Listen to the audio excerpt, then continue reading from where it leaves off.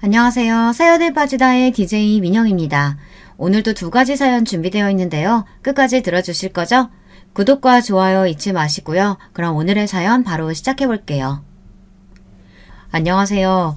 저는 카페를 운영하고 있는 30대 여성입니다.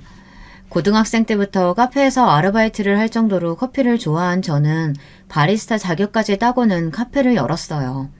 동네에서 커피 맛집으로 아름아름 소문이 날 정도랍니다. 남편과 저는 대학 시절 선후배 사이로 만났습니다. 저는 파릇파릇한 새내기였고 남편은 막 군대를 제대하고 민간인이 된 예비역이었어요. 동기들 사이에서 유명한 CC였죠. 남편은 대학을 졸업하고 나서도 취직을 하지 못해 억지 대학원생이 되었지만 저는 졸업하기 전에 이미 도서관에 취직을 했었어요. 주변에서는 남편 같은 똥차를 왜 만나느냐고 헤어지라는 말을 참 많이 하더군요. 조건 좋은 남자들이 얼마나 많은데 남편을 만나고 있느냐고 한숨까지 쉬며 저를 불쌍하게 보는 사람들도 있었죠. 제 자랑을 좀 하자면 저희 학교에서는 저를 모르면 간첩이라는 말이 돌 정도였어요. 제가 과에서 톱을 할 정도로 학업에도 진심이었지만 그 이상으로 외모가 유명했거든요. 고등학교 입학 전까지 발레를 한 덕분이죠. 그러니 주변에서는 저를 말리는 것이 당연하다면 당연했어요. 하지만 여러분도 아시다시피 눈에 콩깍지가 씌어 있는데 그런 소리가 귀에 들어올 리가 있었겠습니까? 사랑에 한창 몸매고 있을 나이였으니 다른 사람들의 충고 따위 귀에 들어오지도 않았죠. 연애를 하는 내내 남편과 좋기만 했던 것은 물론 아니었습니다. 헤어지자는 말이 나올 정도로 무섭게 싸운 적도 있었고 서로의 사고방식을 이해하지 못해서 크게 부딪힌 일도 몇 번 있었습니다. 그중 하나가 바로 옷 입는 스타일 때문이었어요. 남편은 패션에 관심이 많은 것인지 아니면 외모를 밝히는 것인지 만날 때마다 제가 입고 가는 옷에 대해 잔소리가 많았어요. 특히 시험 기간이 심했죠. 시험 기간에는 공부할 것도 많고 도서관에서 밤샘을 하는 날도 있었거든요. 그러다 보니 화장할 시간이 있을 리 없었죠. 저는 모자만 눌러 쓰고 거의 맨 얼굴에 가깝게 다녔는데요. 그럴 때면 남편은 못 볼 걸 본 사람처럼 기겁을 하며 화를 냈습니다. 아무리 밤샘을 해도 그렇지 어떻게 그렇게 돌아다닐 생각을 해? 당장 집에 가서 제대로 챙겨 입고 와. 남들이 보면 뭐라고 하겠어? 내 모습이 어때서요? 화장은 했어? 그냥 기초만 하고 나왔지? 눈에 아무것도 안 했는데? 혹시 립만 대충 발랐어? 그리고 옷은 이게 뭐야? 설마 입고 있는 옷이 트레이닝복이야? 오늘 시험이 3개나 돼서 도서관에서 바로 온다고. 그걸로 도서관에 있었단 말이야? 당장 집에 가서 갈아입고 와. 당장. 시험 시작이 코앞인데 집에 가기를 어떻게 가요? 그럼 가서 옷을 사입던가. 그런 거지꼴로 강의실에 어떻게 들어갈 생각인 거야? 창피하지도 않아? 다른 사람들이 뭐라고 생각하겠어? 남편은 거의 졸도할 것처럼 하얗게 질린 얼굴로 말했어요. 그 얼굴에는 기분 탓인지는 모르겠지만 약간의 경멸이 섞인 것 같았죠. 저는 학점보다 중요한 것은 없다고 말하며 그런 남편의 말을 무시했고 남편은 그런 저를 이해하지 못했어요. 그래서 한동안은 냉정 상태가 이어졌죠. 사연을 듣고 계시는 분들 중에는 고작 그런 일로 무슨 냉전이냐고 생각하시는 분들도 있으실 테죠. 저 역시도 이런 일에 열을 내는 남편을 당시에는 조금도 이해하지 못했거든요. 결국 먼저 미안하다고 말하는 쪽은 남편이었어요. 말이 심했다고 하더군요. 하지만 그 뒤로도 남편과 저는 비슷한 문제로 몇 번이나 다툼이 있었답니다. 그것만 빼면 남편과 부딪힐 일은 거의 없었고요. 결혼을 결심한 것은 남편이 겨우 취직에 성공하고 난 이후였어요. 대학원에 들어가서 취직은 한참이겠구나 생각했는데 운이 좋았는지 입학하고 얼마 안 있어 취직에 성공했죠. 남편과 저는 양가 어른들께 정식으로 허락을 받기로 했어요. 양가 어른들께서는 아직 나이가 어리다는 말씀을 하시며 좀 더 후에 결혼해도 좋지 않겠냐고 하셨지만 남편과 저는 어차피 할 결혼 일찍 하던 나중에 하던 무슨 상관이겠냐는 입장이었어요. 모아둔 돈이 부족하면 부족한 대로 둘이서 잘 살아보겠다고 말이죠. 결국에는 양가 어른들께서 마지못해 결혼을 허락하셨죠. 결혼을 앞두고 남편은 제게 딱 하나만 부탁을 하자고 했어요. 남편이 정색을 하고 이야기를 꺼내기에 저는 시부모님을 모신다고 하려나 아니면 제가 모르는 남편의 은밀한 취미생활이라도 있어서 그걸 존중해달라는 이야기인가. 아주 혼자서 오만 가지 상상을 하며 긴장은 잔뜩 했죠. 그런데 남편의 입에서 나온 말은 제가 예상했던 것과는 180도 다른 것들이었어요. 전혀 상상하지도 못했던 이야기라 처음에 듣고는 방금 뭐라고 했느냐고 다시 물어보기까지 했답니다.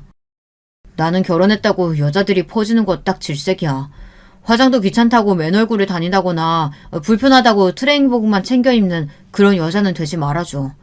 지금처럼 예쁜 모습으로 있어달라는 말이야. 그게 무슨 소리예요? 집이잖아요. 집이라면 편하게 있어도 괜찮지 않아요? 그런 생각이 나는 싫다는 말이야. 가족이라고 해서 모든 것을 다 오픈할 필요가 있는 건 아니잖아. 막말로 우리는 법적으로 묶인 것이나 다름없는데 적당한 텐션은 필요하지 않겠어? 앞으로 가족이 됐으니까 서로에게 비밀을 만들지 말자고 하는 게 맞는 거 아니에요? 내가 언제 비밀을 만들자고 했어? 나는 당신이 나를 존중하는 의미로 좀 꾸미고 있으란 말이야. 우리 엄마는 한 번도 아버지한테 매너를 보여준 적이 없거든. 연애할 때는 남편이 잔소리하는 것이 어쩔 수 없다고 생각했어요. 그런데 결혼을 앞두고 이런 이야기를 직접적으로 할 것이라고는 상상하지도 못했죠. 남편은 허리가 고무줄로 된 옷은 절대 입지 말아달라는 말은 물론 몸매 관리를 위해서 운동도 필수라고 하더군요. 건강을 위해서라고 이야기한다면 이해라도 할 텐데 몸매 관리를 위해서라고 하니 좀 어이가 없었어요. 제 얼굴에 그런 표정이 드러난 것인지 남편은 그 이후로도 일장연설을 이어갔어요. 사사건건 시어머니와 비교하며 자신은 그렇게 사는 모습이 너무 보기 좋았다고 말이죠. 저희 시어머니께서는 머리끝부터 발끝까지 빈 곳을 찾을 수 없을 정도로 완벽하신 분이셨어요. 집에 불러서 몇 번 가본 적이 있는데 그때마다 드라마에서나 볼 수 있을 정도로 완벽한 모습을 하고 계셨죠. 처음에는 저를 손님으로 생각하셔서 그런가 보다 했는데 남편의 말을 듣고 보니 그게 아니더라고요. 하지만 저는 좀 생각이 달랐어요. 집이라는 곳은 편하게 마음을 놓을 수 있는 공간이어야 한다고 생각했거든요. 그걸로 신혼 초반부터 참 많이 싸웠던 것 같아요. 남편은 화장하지 않은 제 얼굴을 볼 때마다 화를 냈고 저는 집에서만큼은 쉬게 해줄 수 없느냐고 싸웠죠. 서로 조금의 양보도 없었답니다. 하지만 먼저 백기를 든 것은 저였어요. 시어머니까지 나서서 들들 볶는데 이길 장사가 없더라고요. 그 일을 제외하고 남편과의 사이는 좋았습니다. 남편은 일을 집에 가지고 오는 사람도 아니었고 저와 있는 시간이 중요하다고 말해주는 사람이었어요. 그런데 이상하게도 남편은 아이 이야기가 나오면 말을 돌리면서 피하더라고요. 시댁에서는 하루라도 빨리 아이를 가지라고 하시는데 말이죠. 그때마다 남편은 아이를 좋아하지 않는다고 말하며 이렇게 둘이서 행복하게 사는 것도 좋다고 말했고요. 하루는 제사가 있어서 시댁에 갔다가 아이는 언제 가질 계획이냐고 한바탕 잔소리를 듣고 집으로 돌아오는 길이었어요. 저는 남편에게 넌지시 시부모님들도 손주를 자꾸 원하시는데 아이를 갖는 문제에 대해 진지하게 다시 생각해보는 것이 어떻겠느냐고 물었죠. 남편은 정색을 하면서 어른들이 말씀하시면 그냥 한 귀로 듣고 한 귀로 흘리면 그만이라고 하더군요. 하지만 오늘만 하더라도 어머니께서 얼마나 날 붙들고 아이 낳아야 한다고 그것도 아들이어야 한다고 강조하셨는지 몰라요. 당신은 우리 닮은 아이가 궁금하지 않아요? 아이 낳는 것이 여자 몸에 얼마나 부담되는데 골반 틀어질 수도 있고 그럼 지금 같은 몸에 유지하는데 얼마나 돈이 들어가겠어. 당신 지금 무슨 이야기 하는 거예요?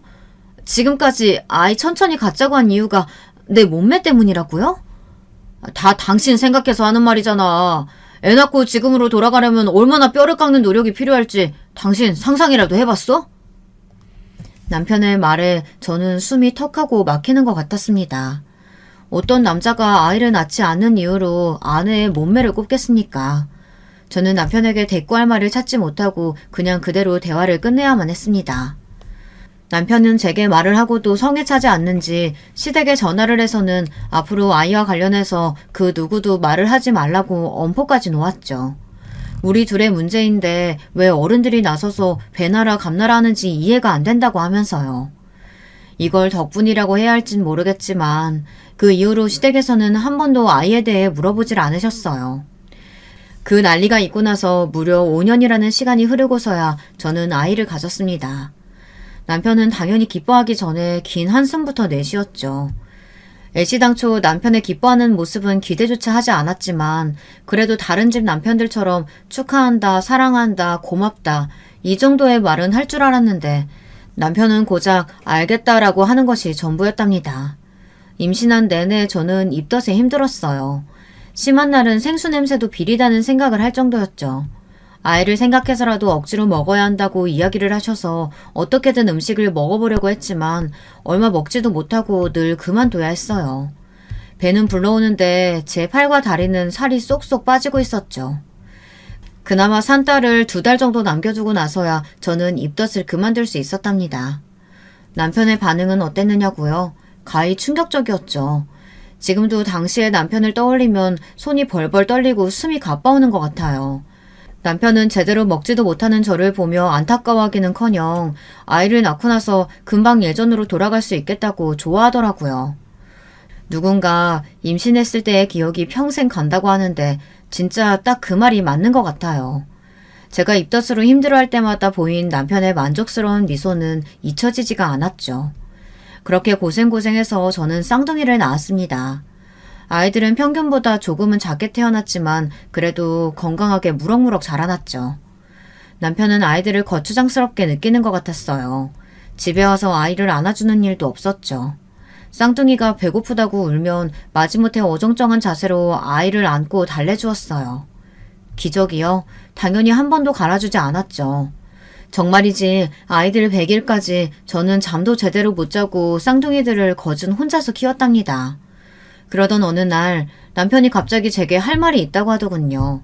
육아에 지친 저는 겨우 아이를 재운 상태라 남편과 이야기할 기운이 없었지만 남편은 무척 중요한 일이라고 하며 저를 끌어안쳤죠. 거실은 아이 용품으로 엉망이었어요. 남편은 도대체 집에서 청소도 제대로 안 하고 뭐 하느냐고 짜증을 냈죠. 눈에 불이 확 붙더군요. 남편의 입을 잡아서 비틀어버리고 싶었어요. 이제 애들 100일도 넘었으니 당신도 관리 좀 해야지. 관리요? 무슨 관리요? 아이들 육아하는 것만으로도 벅찬데 무슨 관리요? 당신 나하고 결혼할 때 했던 약속 잊었어? 아이 낳더라도 절대 퍼지지 말고 예전 모습 유지하기로 했잖아. 지금 당신 모습 보라고 완전히 아줌마 다 됐잖아. 아줌마가 어때서요? 아이 둘을 나 혼자서 키운다는 게 얼마나 힘든지 상상이나 해봤어요? 당신은 집에 와서 나 몰라라 하고 앉아만 있잖아요. 아기를 좋아하지 않아서 그렇다는 말을 할 생각이라면 꿈 깨요. 그럼 청소는 할 수 있고 분리수거 좀 내다버릴 수 있잖아요. 당신은 육아에 조금도 동참하지 않으면서 나더러 이 상황에서 관리를 하라고요? 여보, 그거 다 핑계야. 아이들 잘 때 다 할 수 있는 일들인데 그저 당신 몸 편하겠다고 나 몰라라 하는 거잖아. 핑계? 그럼 당신이 어디 해봐요. 나 없이 아이 둘 케어해보라고요. 얼마나 힘든지. 저는 남편의 몰상식한 말에 더 이상 참지 못하고 소리를 질렀어요. 남편은 그런 저를 이상하다는 듯이 바라보고는 고개를 절레절레 흔들었죠. 그러고는 한다는 말이 집안일을 도와줄 가정부를 불러주겠다고 하더군요. 수입이 얼마나 된다고 가정부를 고용할 생각이냐고 따져 물었지만 남편은 시부모님의 도움을 받으면 된다고 너무 당연하다는 듯 말했어요. 엄마한테 말해서 가정부 고용할 테니까 당신 더 이상 핑계 없는 거다. 알겠지? 당신 이 상황에서까지 가족을 위해서 내가 뭘 하겠다는 건 없군요. 나는 할 만큼 하고 있잖아. 여기서 내가 뭘 더 하라는 거야. 다른 여자들도 다들 그렇게 하면서 애 키워. 긴 말 필요 없고 앞으로 내가 운동 끊어뒀으니까 가서 운동하고 가정부 오면 식단도 내가 말해줄 테니까 챙겨. 저는 남편의 징글징글한 모습을 보며 이혼을 생각하게 됐습니다. 이런 사람이 아빠라면 분명 우리 쌍둥이들도 불행할 것이라고 말이죠. 하지만 생각을 행동으로 옮기는 것이 쉽지는 않았어요. 다음날부터 시댁에서 구해주신 가정부 아주머니께서 오셨고 운이 좋은 것인지 꼼꼼하게 집안일은 물론 아이들 케어까지 완벽하게 채워주셨죠. 물어보니 아주머니께서도 쌍둥이를 키우셨다고 하더라고요. 독박 육아에서 벗어나자 숨이 쉬어지는 기분이었어요. 남편이 끊어준 운동도 처음에는 남편이 전화로 닥달을 해서 갔었는데 가서 한바탕 땀을 빼고 나니 개운한 마음이 들어 나중에는 즐거운 마음으로 갔습니다. 남편은 당연히 아이 문제에 대해서는 전적으로 저에게 맡겼어요. 저는 복직하면서 아이들을 도서관 옆에 어린이집에 맡겼고 출퇴근을 함께 했죠. 남편과 대화하는 시간도 점점 줄어들기 시작한 것도 이때부터라고 생각해요. 남편도 일이 바쁜지 툭 하면 야근이었죠. 저희 집 식탁이 4식구로 채워지는 일은 일주일에 손꼽을 정도였답니다. 하루는 쌍둥이들을 양옆에 앉혀두고 이유식을 먹이느라 정신이 없는데 남편이 한마디 하더군요. 당신 요즘 운동은 나가는 거야? 아침에 수영 나가는데 왜요? 아니, 수영 말고 필라테스 같은 운동은 어때? 갑자기 필라테스라니 뜬금없이 무슨 소리예요? 라인이 엉망이잖아. 당신 배 나왔다는 사실 알아? 예전에는 안 그랬잖아. 아랫배가 그렇게 나와서는 엉덩이도 예전 같지 않고. 당신 허리 라인이 무너졌다고. 약속이 다르잖아. 그놈의 약속. 당신은 나더러 뭘 얼마나 더 하라고 그러는데. 내가 연예인도 아니고 도대체 당신은 무슨 생각인지 모르겠어요. 연예인이 별거야? 다 노력을 그만큼 하는 거지. 당신도 좀 노력하라고. 하고 있잖아요. 얼마나를 더 해야 당신 성에 차는데요. 거울을 좀 봐. 당신 지금 어떻게 보이는지. 돼지처럼 뒤룩뒤룩해서는. 남편은 먹던 숟가락을 식탁에 세게 내려놓더니 밥맛 떨어진다며 자리를 박차고 나가버렸죠. 기가 막혔어요. 인간이 저래도 되나 싶었죠. 어리둥절하면서 저를 바라보는 아이들에게 억지 웃음을 지어가며 겨우 식사를 마치고 주방에 우두커니 서서 저는 많은 생각을 했습니다. 이제는 남편의 저런 행동이 집착을 넘어 병으로까지 보이기 시작했어요. 얼마를 그렇게 서 있었는지 문이 곧 열리고 남편이 들어오는 소리가 나더군요. 그제야 정신을 차린 저는 이를 악물고 설거지를 시작했어요. 등 뒤로 남편이 다가오는 소리가 들렸죠. 여보, 미안해. 내가 말이 심했어. 남편은 제게 프리지아 꽃다발을 내밀며 사과를 했어요. 연애 시절부터 지금까지 처음 있는 일이었어요. 남편은 원래 식물을 좋아해서 집에도 곳곳에 화분들이 있었는데요. 그럼에도 불구하고 한 번도 제게 꽃다발을 선물한 적이 없었거든요. 저는 처음 겪는 일이라 당황해서 내밀어진 꽃다발과 남편의 얼굴을 번갈아 보기만 했어요. 남편은 그런 제품에 꽃다발을 안겨주며 자신의 잘못을 용서해달라고 했죠. 자신이 너무 무심했다며 앞으로는 혼자서 힘들지 않도록 노력하겠다고 하면서 말이에요. 제 입장에서는 해가 서쪽에서 뜬다는 말과 전혀 다르지 않을 정도의 충격이었어요. 남편은 정말 많이 생각하고 반성했다고 이번 한 번만 자신을 믿고 넘어가자고 했고 저는 얼떨결에 고개를 끄덕였어요. 남편은 정말 그날 이후로 달라진 모습들을 보여주었어요. 어색한 손길이지만 아이에게 이유식을 먹여주기도 했고 피곤하다고 하면 어깨를 주물어주기도 했죠. 그래서 저는 단 한순간도 남편을 의심해 본 적이 없었어요. 갑자기 잘해주거나 선물을 안기면 남편의 외도를 의심하라고 하는 말이 제게는 해당하지 않는 줄 알았습니다. 저는 남편이 이제야 철이 들었다고 생각했고 이대로 행복한 순간이 이어지기를 바라기만 했답니다. 하지만 저의 이런 착각이 깨지는데 오래 걸리지 않았어요. 하루는 도서관 세미나가 있어 토요일에 출장을 가게 되었어요. 출장이라고 해봤자 2시간 정도 떨어진 지역의 도서관이었죠. 남편도 주말에 미팅이 잡혀있다고 해서 친정에 아이들을 데려다 두고 일을 하러 갔습니다. 세미나는 생각보다 늦게까지 이어졌어요. 계획보다 늦어진 저는 급한 마음에 서둘러 집으로 향하고 있었죠. 그때였어요.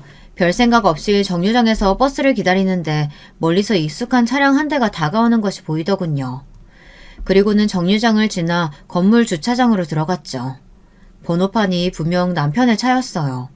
저는 회사에서 미팅이 있다는 사람이 왜 여기 있나 싶은 마음에 어딘가 홀린 사람처럼 그 차가 들어간 주차장을 따라 들어갔어요. 주차장에 들어가서 바로 남편의 목소리가 들렸고 저는 바로 아무 차 뒤에 숨었죠. 오늘도 고생했어. 골프 접대가 역시 제일 힘들어. 표신하지 않게 져주는 것도 보통 에너지가 필요한 일이 아니더라고. 일부러 졌다고는 아무도 모를 정도로 감쪽 같은데요? 자기 원래 실력이 그런 거 아니고? 내 실력 뻔히 알면서 왜 이래. 오늘은 좀 씻고 가야겠다. 땀이 많이 나는지 영 찝찝하네. 그냥 씻고만 가려고? 귀엽게 굴기는. 같이 씻을까? 대학 CC 시절 이후 저렇게 남편이 다정하게 이야기한 적이 있었던가. 저는 역겹고 소름 돋는 대화를 엿들으면서 제가 제대로 듣고 있는 것이 맞는지 의심이 들었어요. 남편은 다정하게 여자의 허리에 손을 얹더니 건물 안으로 들어갔죠. 저는 다리가 풀려서 차마 따라 들어갈 수가 없었어요. 머릿속에 온갖 폭죽이 터지는 기분이 들며 아무런 소리도 들리지 않았죠. 제가 본 것은 분명 남편의 외도 장면이었는데도 믿을 수가 없더군요. 비틀거리며 친정으로 간 저는 친정 어머니를 보자마자 거실 바닥에 주저앉았어요. 퇴근한 남동생이 깜짝 놀라며 이게 무슨 일이냐고 왜 이렇게 몸을 떠느냐고 했지만 저는 한마디도 할 수가 없었어요. 얼마 뒤 남편에게서 회식이 있다는 문자가 도착했고 저는 그걸 보고는 엉엉 큰 소리로 울어버렸죠. 저의 돌발 행동에 아이들도 그리고 친정 식구들도 다들 놀란 얼굴을 하셨어요. 저는 그렇게 울다가 그대로 필름이 끊겨버렸답니다. 다시 눈을 떴을 때는 응급실이더라고요. 그날 그렇게 남편의 외도를 확인한 저는 남동생에게 사실대로 본 것들을 이야기했어요. 제 이야기가 계속될수록 금방 얼굴이 시뻘겋게 달아오른 남동생은 남편을 가만두지 않겠다고 주먹을 불끈 쥐더군요. 남동생은 노발대발하며 당장 이혼을 하겠다고 했어요.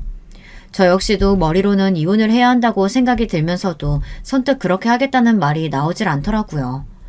남자들의 대부분이 결혼 생활을 하며 바람을 피운다고 하잖아요. 어쩌면 그냥 지나갈 수 있는 바람일 수도 있지 않을까 바보 같은 생각이 들었거든요.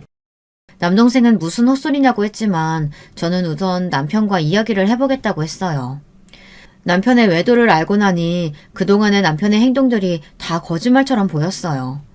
남편으로 아이들 아빠로 노력하는 모습이 다 연기처럼 느껴졌죠.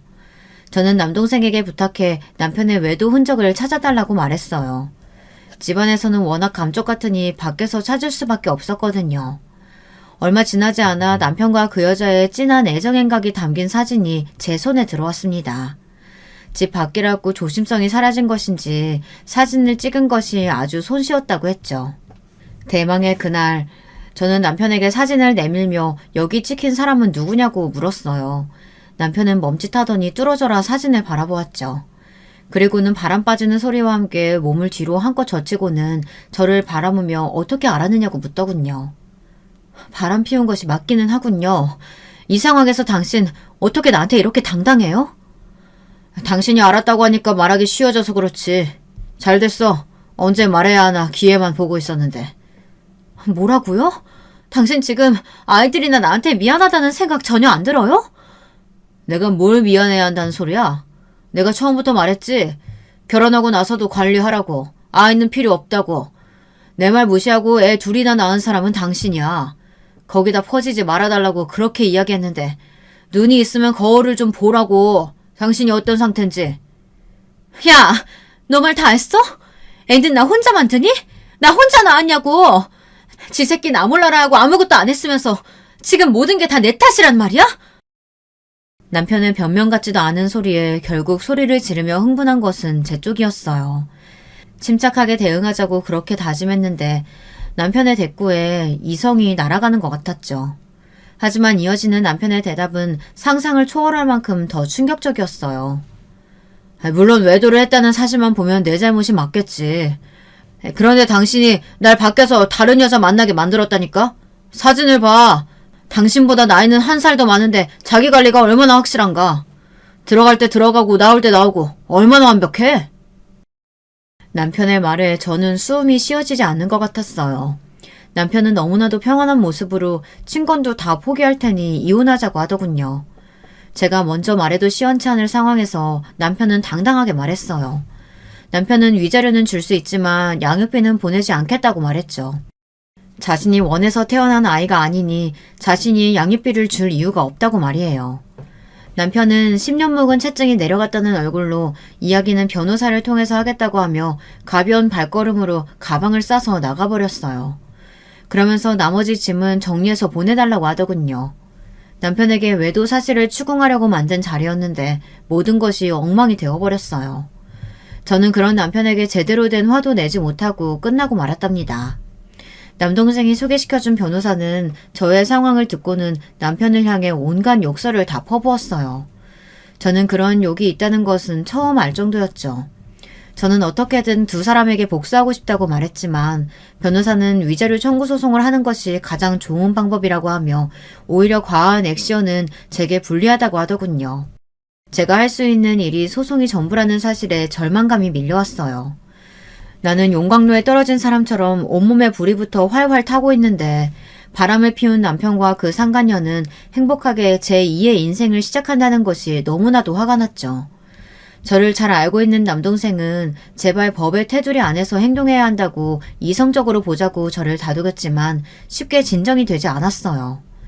시댁에서는 남편 편을 들며 위자료를 받고 떨어지라는 식으로 나왔어요. 하지만 돈의 문제가 아니었죠. 저는 어떻게 하면 남편과 상간녀를 제가 있는 지옥으로 끌고 내려올 수 있을까 고민했어요. 남동생이 적극적으로 말렸지만 저는 남편과 상간녀에 대해 알아보기 시작했죠. 상간녀는 미스코리아 출신으로 영어 유치원 선생님이더군요. 우선 저는 남편과 상간녀가 새로 이사한 집을 알아냈어요. 그리고 그 옆집이 빈집이라는 소리를 듣고 바로 계약을 하러 갔죠.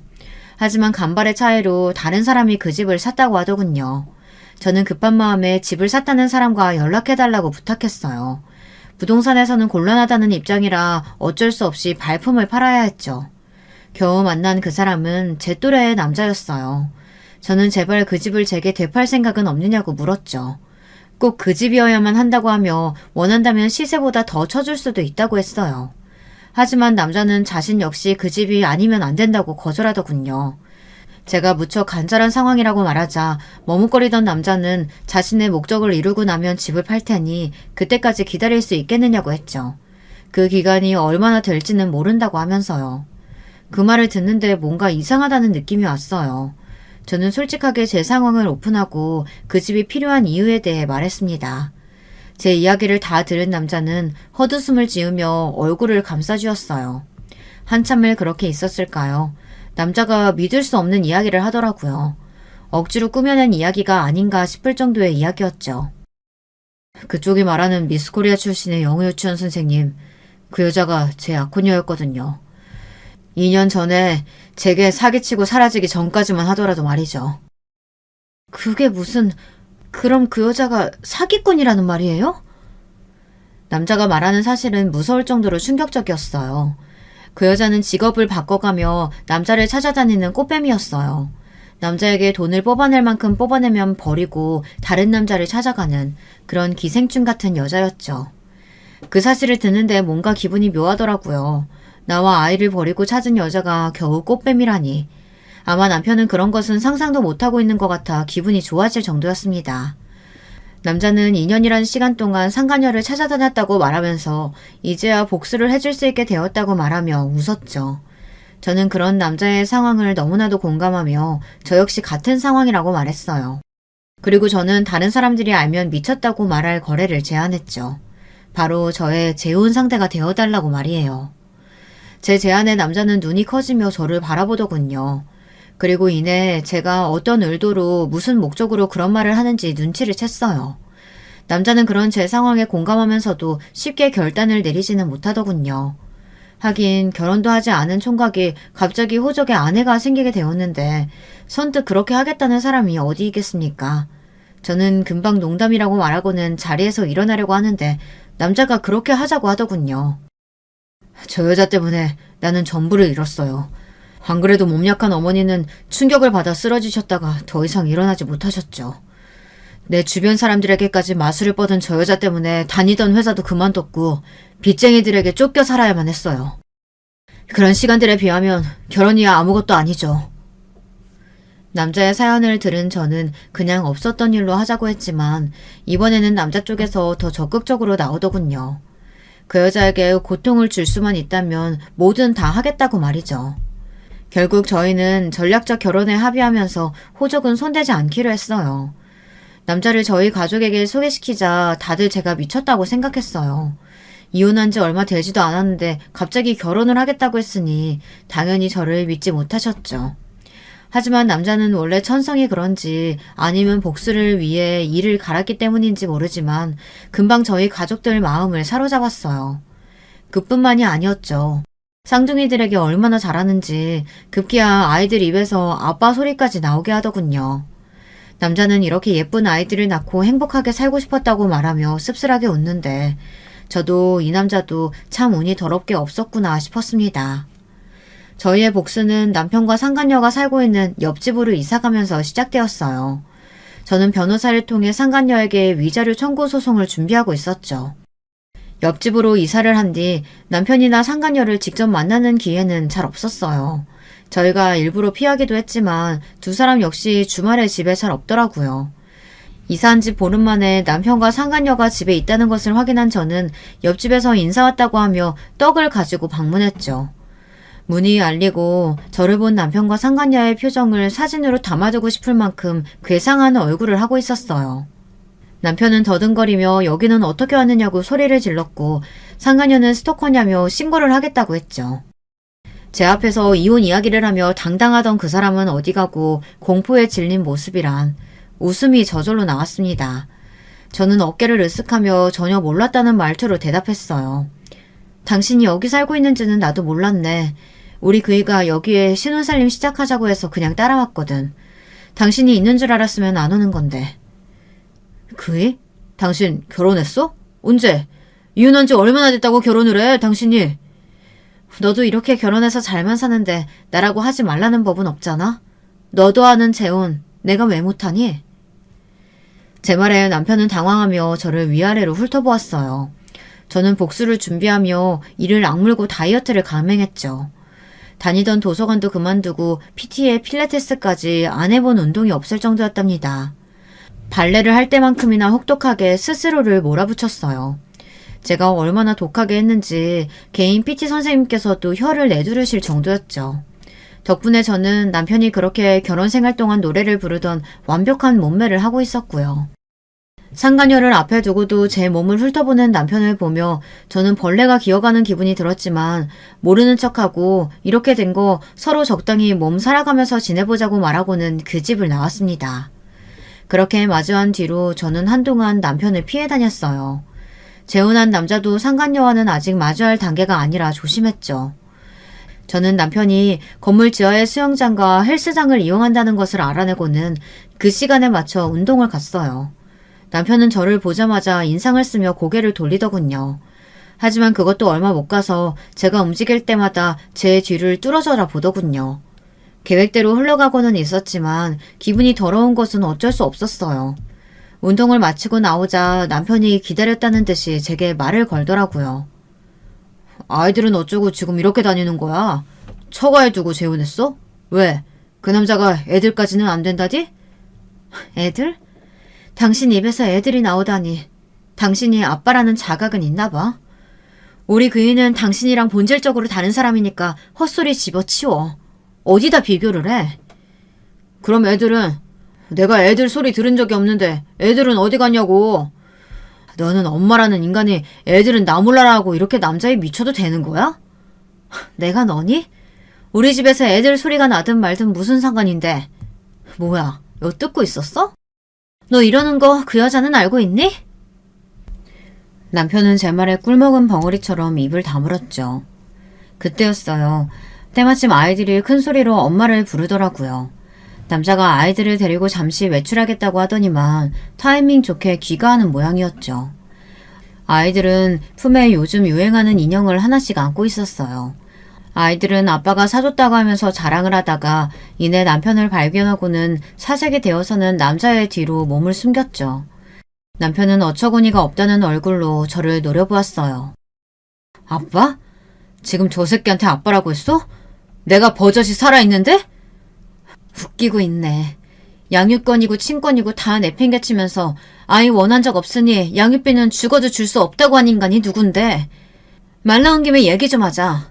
판사님이 매달 100만 원씩 아이들 양육비 보내라고 한 거 너 왜 안 보내니? 그 얘기가 왜 나와 여기서. 말 돌리지 마. 왜 애들이 저 새끼한테 아빠라고 부르냐니까. 그건 우리 공주님들 마음이죠. 그렇게 부러우시면 잘 좀 하지 그러셨어요. 여보, 왜 여기 이러고 있어. 머리는 돌 말려서는. 감기 들겠어. 들어가자. 애들이 엄마한테 자랑해야 한다고 포장도 안 뜯었거든. 저는 남자의 무르르듯 자연스러운 모습에 속으로 혀를 내두르며 남자를 따라 몸을 돌렸어요. 아이들을 양팔에 하나씩 안고 저를 보며 웃는 남자를 남편이 노려보는 것이 고스란히 느껴졌죠.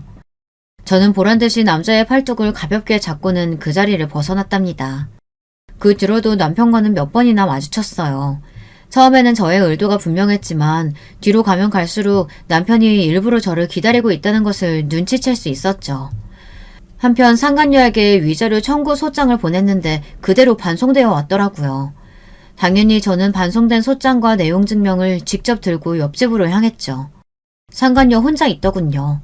저는 소장을 내밀며 왜 반송시키느냐고 물었어요. 상간녀는 이혼하면서 남편에게 위자료를 받았으면서 자신에게 이런 것을 왜 보내느냐고 따졌죠. 그건 이혼의 결정적인 원인이 되는 사람이 남편이니까 남편이 나한테 준 거고요. 당신은 별개의 문제죠. 당신 때문에 나나 우리 아이들이 받은 충격이 얼만데 그건 당신이 보상해야 할 문제잖아요? 자기 남편 간수 제대로 못해서 이혼당한 주제에 누구한테 큰 소리래? 이봐요. 그러게 똑바로 좀 하고 살지 그랬어요. 그랬으면 우리 남편이 나 좋다고 쫓아다녔겠어요? 그쪽은 자기 좋다고 쫓아다니면 유부남이든 아니든 가리지 않고 다 만나고 다니나 봐요. 유부남인 거 알고도 만났으면 당연히 책임이 있죠. 내가 그쪽보다 잘나서 그런 걸 가지고 어쩌라는 거예요. 나는 돈 한 푼도 못 주니까 이거 들고 꺼져요. 제 경고에도 상간녀는 코웃음을 치며 저를 비웃더라고요. 그때였죠. 남자가 약속한 대로 저를 찾아 옆집 벨을 눌렀어요. 저는 손에 땀이 차면서 긴장이 되기 시작했어요. 남자의 얼굴을 본 여자가 어떤 반응을 보일지 궁금했죠. 상간녀는 신경질적으로 문을 열다가 그 자리에서 굳어버렸어요. 남자는 그런 상간녀가 보이지 않는다는 듯 제게 아이들이 기다리고 있으니 어서 가자고 말했죠. 상간녀는 벌벌 몸을 떨면서 어떻게 이런 일이 있을 수 있느냐고 중얼거렸지만 저는 못 들은 척하며 우리 가족끼리 캠핑을 가기로 했다고 하며 소장 잘 읽어보라고 말하고는 집을 나왔답니다. 남자는 겉으로는 태연한 척했지만 운전대를 잡은 손이 끊임없이 떨리고 있었어요. 그리고는 당장에 달려들어 머리채를 잡아뜯고 싶은 심정이었지만 참았다고 하더군요. 그러면서 저렇게 겁에 질린 얼굴을 보니 제 제안을 받아들이길 잘했다는 생각이 들었다고 했죠. 저는 그런 남자에게 이제 시작이라고 하면서 피가 마르는 기분이 어떤 건지 생생하게 느낄 수 있게 하자고 결의를 불태웠죠. 우리는 더 이상 남편과 상간녀를 피하지 않았어요. 오히려 다정한 분위기를 풍기며 다녔죠. 그렇게 당당하던 상간녀는 저와 남자가 보이면 숨기 바빴습니다. 남편이 우리 부부에게 말이라도 건다 싶으면 히스테리를 부리며 빨리 가자고 짜증을 냈고요. 남자는 상간녀에게 혼인을 빙자해 사기쳤다며 가져간 돈은 물론 정신적인 피해 보상을 원한다고 했어요. 상간녀는 거의 발작 수준으로 난동을 피웠어요. 언제적 얘기를 가져와서 고소한다니 내가 뭘 잘못했는데 아픈 네 엄마랑 도저히 같이 못 살겠다 싶어서 파혼한 걸 가지고 혼인 빙자 사기라니 무슨 말도 안 되는 소리야. 나는 처음부터 어머니 모셔야 한다고 했고 너는 기꺼이 하겠다고 했어. 그러면서 나한테 뭐라고 했니? 같이 옷가게 운영해보자고 하면서 가게 알아보고 거래처 뚫고 별짓을 다 했지. 그런데 그 행동 중에 진짜가 하나라도 있었니? 다른 사람이 가게 준비하면서 인테리어 하는 곳을 마치 우리 가게인 양 나한테 보여줬지. 거래처라는 사람들도 하나같이 다 없는 사람들이었고 이렇게 나한테 사기쳤으면서 한다는 말이 파혼했을 뿐이라고? 상간녀는 조목조목 따져드는 남자 앞에서 말 한마디도 하지 못했어요. 남자는 그때 가져간 1억 5천만 원 돌려주지 않으면 사기죄로 신고하겠다고 했죠. 상간녀는 아레니스를 깨물며 그 돈이면 남편에게 아무 말 하지 않겠다고 약속할 수 있느냐고 물었고 남자와 저는 웃기만 할 뿐 대답을 피했답니다. 저희의 이런 반응을 긍정으로 받아들였는지 일주일도 되지 않아 상간녀는 돈을 가져와서는 남자에게 모든 것이 정리되었으니 자신이나 남편을 건들지 말라고 하더군요. 상간녀와의 일과 상관없이 드디어 기다리던 대학 동문회가 열렸습니다. 그 일은 남자와 제가 계약한 일의 하이라이트나 다름없었죠. 호텔에서 열리는 동문회에 저는 그동안 살면서 가장 화려하게 꾸미고 나갔어요. 당연히 남편의 모습도 보였죠. 저와 남편이 어떻게 헤어졌는지 대충 알고 있던 동기들은 남편의 등장에 불편한 기색이 역력했지만 저는 상관없다는 듯이 밝게 웃으며 동기들과 대화를 나눴습니다. 제 눈치를 보던 동기들도 어느새 남편은 무시하고 저와 웃고 떠들며 시간을 보냈답니다. 저는 술을 단 한 모금도 마시지 않았지만 취한 척 비틀거리며 밖으로 나왔어요. 곧 남편이 제게 다가오더군요. 오픈숄더를 입고 있던 제 어깨를 더러운 손가락으로 훑으며 많이 취했냐고 물었죠. 저는 술에 취한 척 비틀거리며 남편의 손길을 피하고는 할 말이 있느냐고 물었어요. 너 오늘 진짜 예쁘구나. 대학 시절 우리과 킹카로 꼽혔을 때보다 지금이 더 예쁜 것 같아. 미스코리아 나갈 정도의 미모의 와이프를 두고 할 말은 아니지. 미스코리아가 대수야. 당신이 지금 내가 반했던 그때 그 모습 그대로야.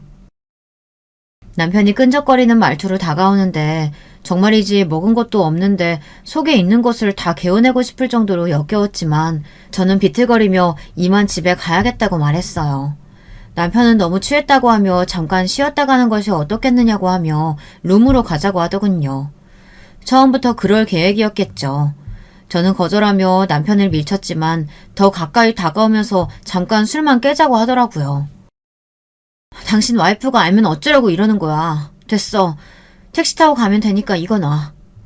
이렇게 취해서 택시는 위험하지. 잠깐 룸에서 술 깨면 내가 데려다 줄게. 어차피 방향이 같잖아. 그리고 와이프가 알면 좀 어때? 그 여자 머리 나빠서 내가 하는 말은 다 믿으니까 괜찮아. 진짜 골빈 여자랑 산다는 게 정말 피곤하더라. 당신이랑 비교하니까. 아휴. 자기 와이프 욕을 서슴없이 하는 남편을 보며 진짜 상간녀도 불쌍한 인간이다 싶더라고요. 저는 비틀거리는 척하며 온 힘을 다해 신고 있던 힐로 남편의 발등을 찍었어요. 숨을 삼키며 소리도 못 지르는 남편을 보고 있자니 기분이 좋다 못해 날아갈 것 같았죠. 저는 1층 로비로 내려가는 동안 무려 5번이나 남편의 발등을 밟았습니다. 아마 발등에 금이 가지 않을까 싶을 정도로 말이죠. 로비로 내려오니 약속한 대로 저를 기다리고 있던 남자가 성큼성큼 다가와서는 저를 부축했어요. 남편은 닥쳤던 개처럼 멍하게 당할 수밖에 없었고요. 남자는 저를 챙겨준 것은 고맙지만 헤어진 사이에 불필요하게 가깝게 지내지는 말았으면 한다고 하곤 저를 데리고 호텔을 빠져나왔답니다. 차에 도착한 저는 숨겨둔 녹음기를 꺼내고는 한참을 웃었어요. 좀 더 세게 발을 밟아줄 걸 그랬나 하면서 말이죠. 녹음된 내용을 들은 남자는 상간녀에게 보내면 되겠다고 하며 같이 웃었죠. 다음날 저는 약간 손을 본 녹음 파일이 담긴 USB를 상간녀에게 보냈어요.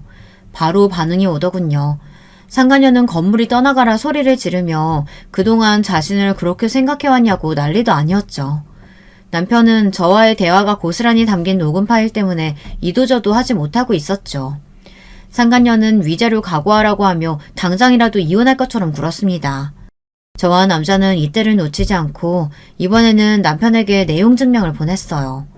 상간녀가 남자의 돈을 갚기는 했지만 그건 어디까지나 원금이었잖아요. 위자료도 같이 청구했는데 위자료는 쏙 빼고 사귄 친 돈만 갚았으니 남은 돈도 당연히 받아낼 생각이었죠.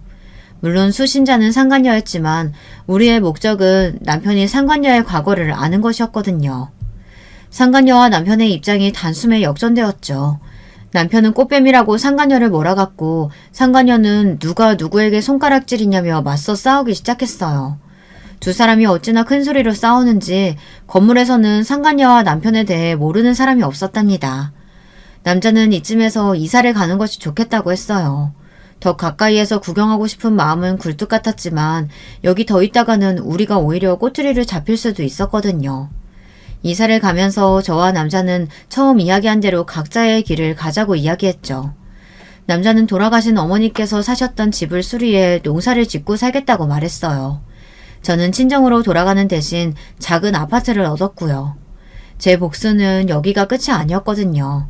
저는 상간녀가 일하는 직장으로 찾아가 위자료 소장을 내밀었어요. 남편과 사이가 틀어지면서 스트레스를 많이 받았는지 얼굴이 홀쭉해졌더라고요. 저를 본 상간녀는 이 모든 것이 저와 남자의 계획이었냐고 물었어요. 저는 무슨 이야기를 하는지 전혀 모르겠다는 얼굴로 바라보았죠.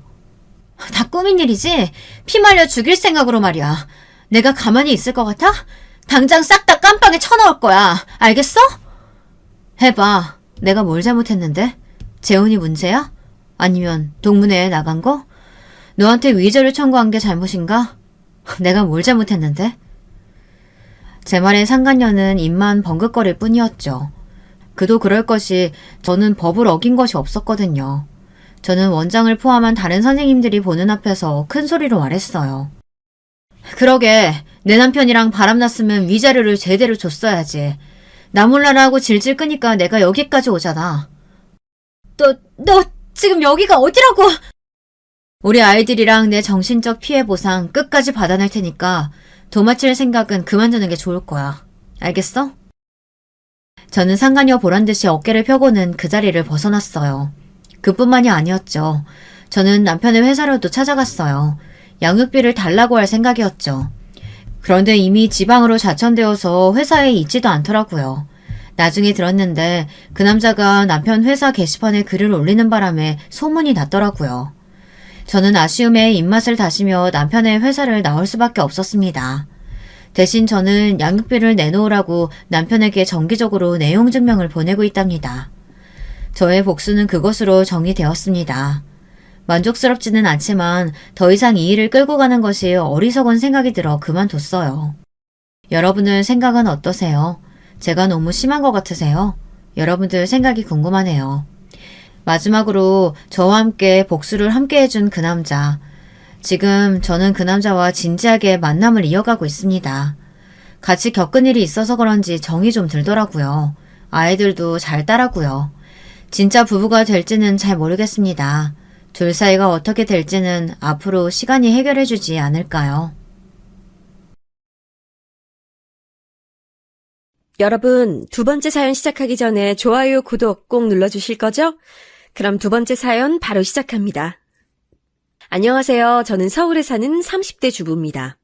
날도 추운데 사연 유튜브 듣다 보니 자꾸 제 옛날 일이 생각이 나서요. 어디다 잘하지 못했던 제 얘기도 한번 털어놔보고 싶었어요. 제가 결혼하기 전 일이에요. 전 처녀적에 좀 빨리 결혼하고 싶어하는 쪽이었어요. 어려서부터 계속 좋은 남자, 멋있는 남자 만나서 다정하고 따뜻한 가정을 꾸리고 싶은 마음이 있었거든요. 저희 집도 스펙이 나름 괜찮은 편이었고 저도 나름 괜찮은 미대 졸업하고서 그림 활동을 하고 있었어요. 물론 그때 당시에 작가로 어디에 이름을 내걸 만큼 엄청나게 뛰어난 화가는 아니었지만요. 전 저희 엄마 아빠가 워낙 다정하게 잘 사셨기 때문에 저도 그렇게 살고 싶은 마음이 있었어요. 그래서 엄마나 아빠가 여기저기 선자리도 많이 알아봐 주셨어요. 사실 제가 그렇게 인맥이 넓은 편은 아니고 친한 친구들만 깊이 친한 타입이라서 사람을 폭넓게 사귀진 못했거든요. 그래서 남자친구를 많이 사귀진 못했고 대신 졸업 후에 부모님의 인맥으로 여기저기서 소개를 받아서 만나보곤 했어요. 그런데 소개받아서 만나는 사람 중에 저랑 딱 맞는 사람이 있을 확률이 뭐 얼마나 있겠어요? 꽤 많이 만나봤지만 실패도 많이 했어요. 그래서 20대 중반쯤에는 좀 초조해져 있었죠. 졸업 후에 친구들은 취업하거나 화가가 돼서 잘 나가던지 아니면 좋은 집안, 좋은 남편 만나서 시집가서 떵떵거리고 살았거든요. 미대 출신이라 대학 친구들이 거의 다 무척 예뻤고 그래서인지 더 그런 경향이 심했어요. 미영아, 너 아직 소식 없어? 무슨 소식이야, 소식은. 아니, 너 정도 예쁜 애를 왜 남자들이 다 그냥 두지? 진짜 이상하다. 몰라. 지난번에 소개팅한 남자는 자기네 집이랑 우리 집이랑 격이 안 맞는데 재수없어. 뭐래? 대놓고 그런 소리를 한단 말이야? 근데 사실은 우리 집이 좀 애매해서 더 그런 놈들이 나타나는 것 같기도 해. 겉으로 보기엔 그럴싸해 보이는데 사실 알고 보면 그렇게 막 잘 나가진 않으니까. 사실 저희 집은 아빠가 사업을 하시고 엄마가 겉으로나마 교수 타이틀을 가지고 계셨어요. 오빠는 정신과 의사였는데 당시엔 해외 의과대학에 나가서 임시연구원으로 일하고 있었고요. 근데 아빠의 사업은 그냥저냥 중소기업 정도였고 엄마는 지방에 좀 이름 없는 대학 교수 대우 같은 거라서 이름만큼 스펙이 좋지는 않았었죠. 재산도 평균보다야 많았지만 그렇다고 아주 부자라고 하기도 좀 애매했고요. 그래서인지 겉으로만 대충 보고 선부러운 사람들이 나중에 실망하는 경우도 종종 있었어요. 그러던 중에 어느 날 엄마가 저한테 그러시더라고요. 얘 미영아, 이번에 엄마 친구 순자 아줌마 있지? 순자 아줌마가 너 소개해줄 남자 있다고 선 한번 봐보라더라? 순자 아주머니? 그 아주머니면 되게 잘 사시는 분이잖아. 그래, 그래서 믿을 만한 것 같아서 너한테 말하는 거야. 순자도 한 다리 건너 아는 사람이라고 하긴 하던데 그래도 그 남자가 변호사고 집안도 좋다더라. 와, 진짜? 아니, 근데 스펙만 좋으면 안 되는데 성격도 좋고 다정한 사람이어야 되는데? 아유, 얘 그거야 만나봐야 아는 거지. 그러다가 막 외모 엄청 깨는 거 아니야? 그렇게 스펙 좋은 사람이 왜 자기가 안 만나고. 그거야 우리가 어찌 알겠니. 한번 만나보기나 해봐. 그래서 저는 선자리를 나가게 됐어요. 사실 선자리도 꽤나 여러 번 봐왔고 이런 식으로 남자를 만나는 것도 많이 해봐서 그리 떨리진 않았죠. 만나기 전에는 뭐 남자가 이렇게 좋다, 집안도 좋다 하는 말도 무척 많이 들었는데 나중에 가서 실망하는 경우도 많았으니까요. 전 그래서 별다른 기대를 하지 않고 가서 앉아 있었어요. 그런데 나타난 남자는 생각보다 너무 괜찮았어요. 겉모습도 키가 제법 큰데다 피부도 하얗고 안경 쓴 모습이 상당히 훈남이더라고요. 게다가 말할 때도 굉장히 예의 바른 편이었고 이야기를 나누다 보니 무척 스마트한 사람이기도 했어요.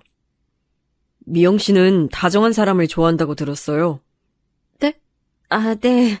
제가 이상형이 다정하고 온화한 사람이어서요. 전 어때 보이세요? 네? 처음이라 잘 모르긴 하겠지만 배려심 깊은 분이신 것 같아요. 남자는 제 대답이 좋다는 듯 웃더라고요. 전 가슴이 두근거렸고 만남이 끝난 후 애프터가 들어왔을 때 당연히 승낙했어요. 그리고 만남을 지속했죠. 거의 석 달 이상 만났을 때 우리는 어느새 사귀고 있었어요. 정식으로 남자친구가 사귀자고 한 적은 없었지만 그 정도야 당연하다는 듯이 패스하고 자연스럽게 사귀는 사이가 된 거였죠. 남자친구는 큰 로펌에 다니는 변호사였고 그래서 엄청나게 바쁠 때도 많아서 제가 로펌 앞에까지 가서 만나는 경우도 많았어요. 하지만 그게 나쁘다거나 하진 않더라고요. 워낙 스펙도 좋은 사람이고 정장 갖춰 입고 나와서 기쁘게 저를 맞이하는 남자친구의 팔짱 끼고 거리를 걷는 것 자체가 무척 즐거운 일이었거든요. 엄마는 제가 선에서 만난 남자와 사귀기 시작하자 엄청나게 관심을 가지고 이것저것 물으시더라고요. 어때? 그 남자. 네 남자친구지 이제? 어떤 것 같아? 순자도 궁금해하더라. 어떻게 진행되고 있는지. 뭐 그런 걸 가지고 궁금해하시고 그래. 엄마 친구분들끼리 우리 얘기 막 수다 떨고 그러는 거 아니지? 말은 좀 나오지 뭐. 친구 중에 하나가 소개해줬는데 그럼 그걸 어떡하니? 어차피 이 얘기 나올 수밖에 없지. 그래서 그 남자 어떤데? 다정해. 그리고 변호사라서 나한테 돈도 잘 쓰고 말하는 거 들어보면 아주 단정한 사람이야. 나중에 혹시 결혼하면 내가 너무 게으르고 해퍼서 문제되는 거 아닐까 싶을 정도로 그래. 얘는 남편이 좀 딱 부러지는 스타일이면 마누라는 부드러워도 괜찮아. 둘 다 딱 부러지면 그게 오히려 문제되기도 한다 너. 그런가? 그래. 너랑 너 남자친구랑 참 잘 맞나 보다. 결혼해도 잘 살겠네. 엄마가 너무 신나서 말씀을 하셔서 저는 좀 어이가 없어서 피식 웃었어요. 기르는 강아지를 품에 안고서 엄마한테 타박을 하듯이 말했었죠. 사귄 지 석 달밖에 안 됐는데 무슨 결혼이야 엄마. 너무 앞서가지 마. 무슨 소리야. 지금 순자가 니네 결혼 언제 하냐고 하던데. 순자 아주머니가? 저는 조금 놀라서 엄마를 봤어요. 아니 사귄 지 석 달인데 벌써 중매해준 분이 결혼을 물어보시다니 좀 이른 것 같았거든요. 그래. 왜 네 남자친구 순자가 한 다리 건너 아는 사람이라고 했잖아. 고향에서 순자가 건너 아는 사람이었는데 그 사람이 네 남자친구 집안을 잘 아는데 그 집안에서 빨리 결혼하라고 그렇게 성화래. 남자는 빨리 결혼해야 안정되는 거라고. 아, 그렇구나. 하긴 부모님들이 결혼하라 말씀하신다고 지난번에 스치듯이 얘기하긴 했어. 아이고 얘 그게 네 남친이 의중 떠본 거겠지. 대놓고 말하기엔 아직 너무 이르니까 말이야. 그런가? 저는 고개를 갸우뚱했어요. 사실 아직 사귄 지 얼마 되지도 않아서 결혼할 시기인가 싶긴 했지만 남자친구는 정말 마음에 들었고 좋았거든요. 제 인생에 이보다 더 좋은 남자를 만날 수 있을까 싶은 느낌이 들긴 했죠. 저는 그 주에 남자친구를 만났어요. 제가 카페에 가서 앉아있는데 밖에서 남자친구가 오는 모습을 보니 정말 너무 근사하더라고요. 전 그 순간 이 사람과 결혼해야겠다는 마음이 굳어졌어요. 남자친구는 마치 저하고 텔레파시라도 통한 것처럼 그날 저한테 결혼하자는 말을 꺼내서 그날 바로 결혼하기로 결정됐어요. 결혼하기로 결정하고선 바로 상견례와 웨딩홀 예약 등 필요한 절차들을 진행하기로 했죠. 남자친구는 정말 일을 잘하고 일처리도 빠른 사람이라서 제가 뭐 손을 댈 게 없었어요. 참, 오빠는 섬세하기도 하고, 어떻게 하다가 여태 결혼을 못한 거예요? 남자친구는 저보다 4살 위였어요. 딱 30이 되는 나이였는데 그때까지 이런 사람이 결혼을 하지 않고 있다가 중매로 저한테 온 게 이상할 지경이었죠. 글쎄, 여태 사귄 여자친구들이 그렇게 좋은 사람이 아니었거든. 다들 내가 마음에 들지 않기도 하고. 나도 그 사람들하고 사이가 좋아지질 않았고 그래서였던 것 같아. 신기하다. 오빠 성격이 이렇게 좋은데. 게다가 솔직히 오빠네 부모님도 굉장하시잖아요. 남자친구네는 사실 아버님 쪽보다 어머님 쪽이 더 스펙이 좋은 분이었어요. 어머님은 의사셨는데 어느 병원 부원장으로 재직 중이시더라고요. 아버님은 예전에 회사 중역이셨다는데 건강이 안 좋아서 일을 그만둔 지 오래라고 하셨고요.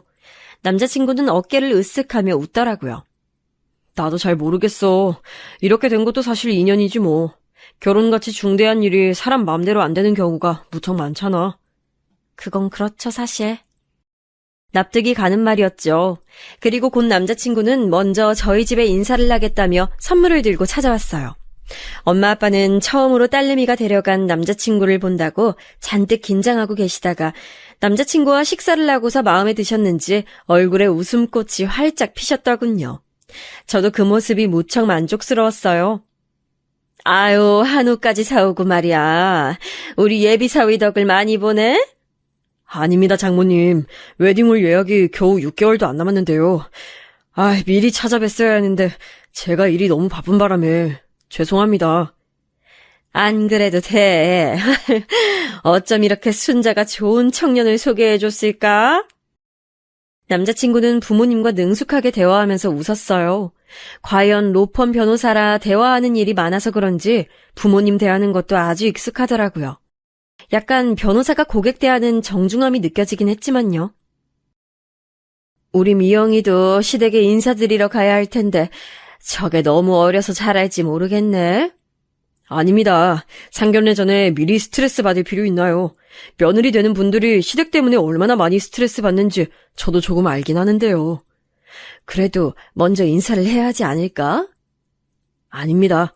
제가 이미 어머니 아버지께 말씀드렸어요. 상견례 할 때 처음 뵙게 될 거라고요.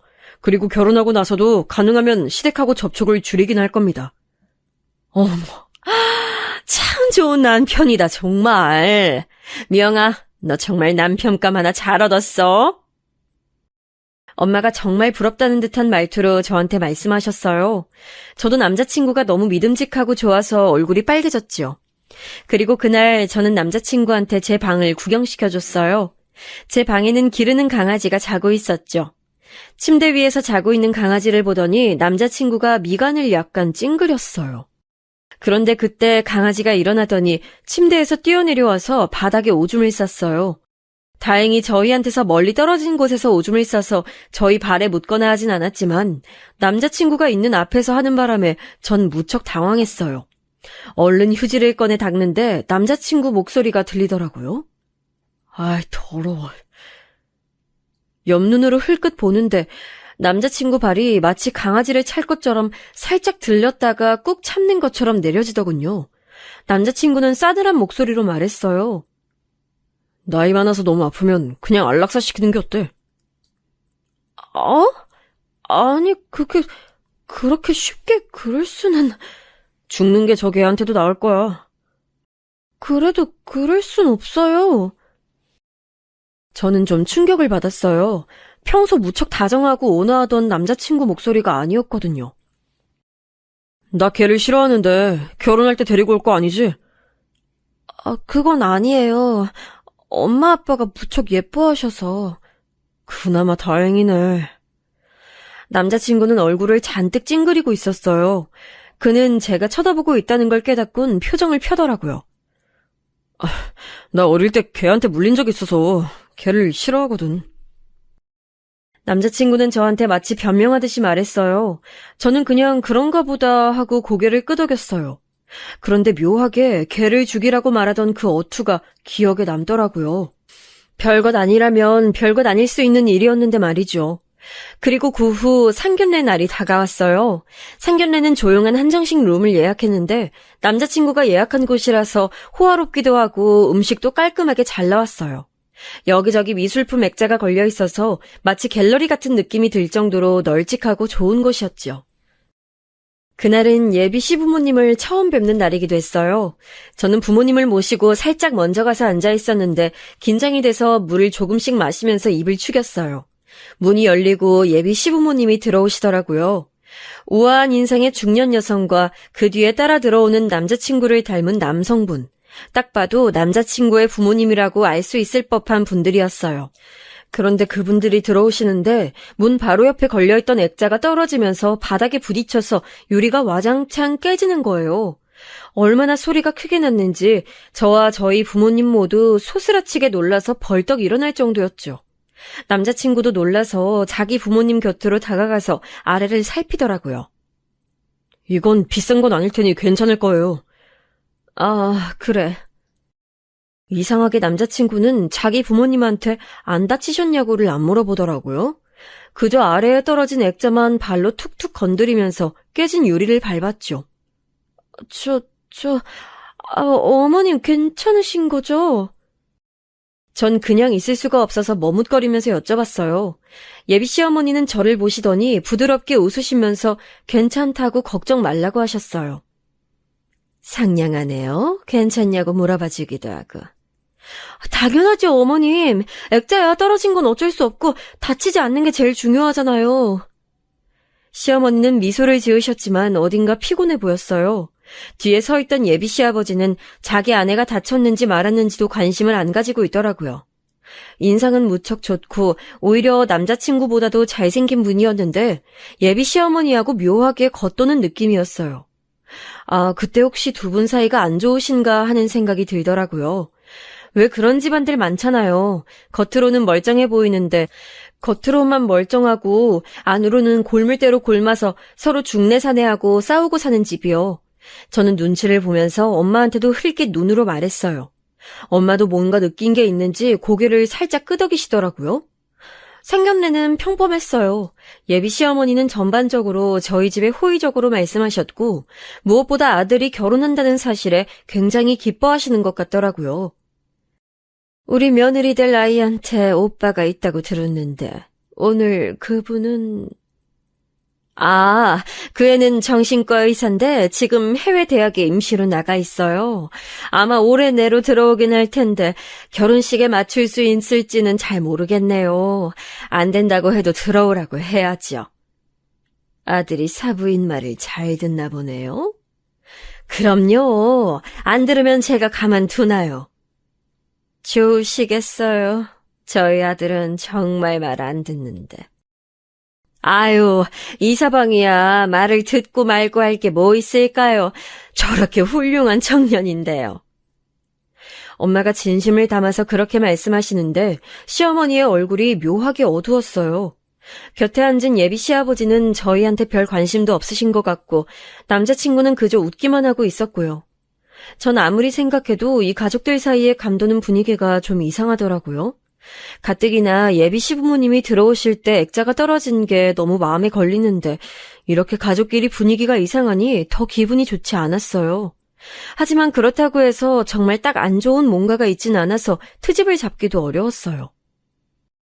오늘 만나뵈니 사부인도 사돈 어른도 다 좋은 분 같아서 우리 아이 마음 놓고 시집 보낼 수 있겠어요? 별 말씀을요. 저희 아들도 잘 부탁드립니다. 상견례는 그렇게 아주 부드럽게 잘 끝났어요. 예비 시어머니가 병원 부원장인데다가 남자친구가 유명 로펌 변호사인데도 다른 예단이나 혼수에게는 조금도 하지 않으시는 게 무척 의외긴 했죠.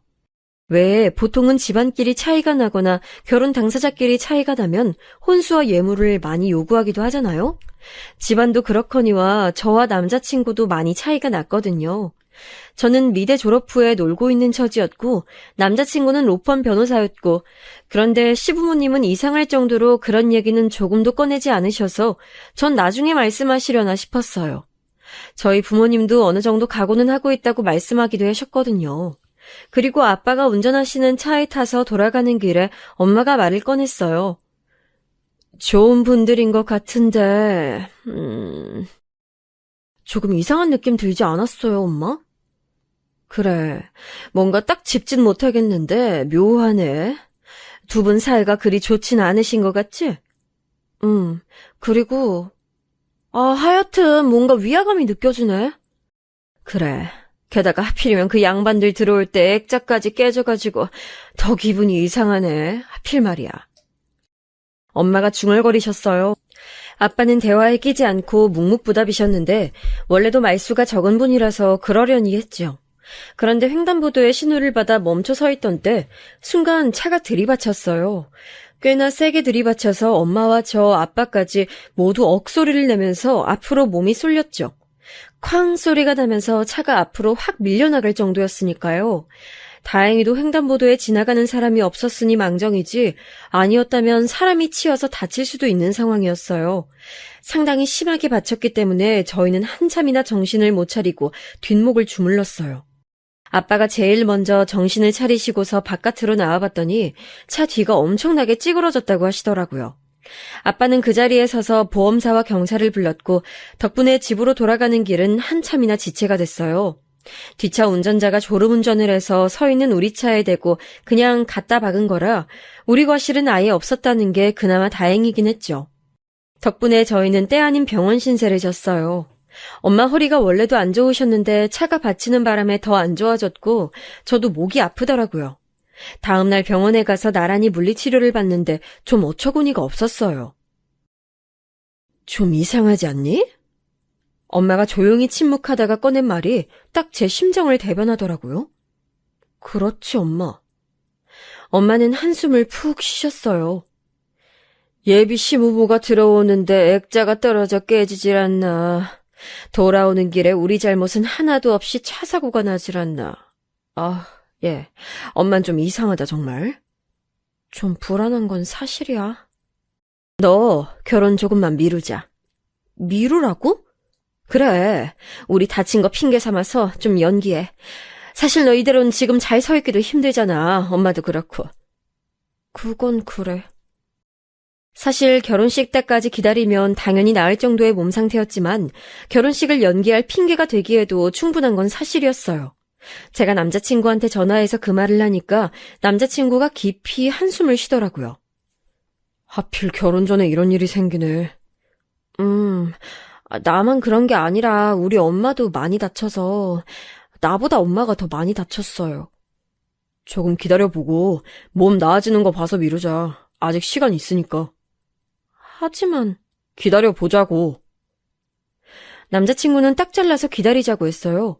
전 그때도 이미 남자친구와 시댁에 대해서 좀 민감해져 있어서 그 말투가 신경질적이고 날카로운 것 같다고 느꼈죠.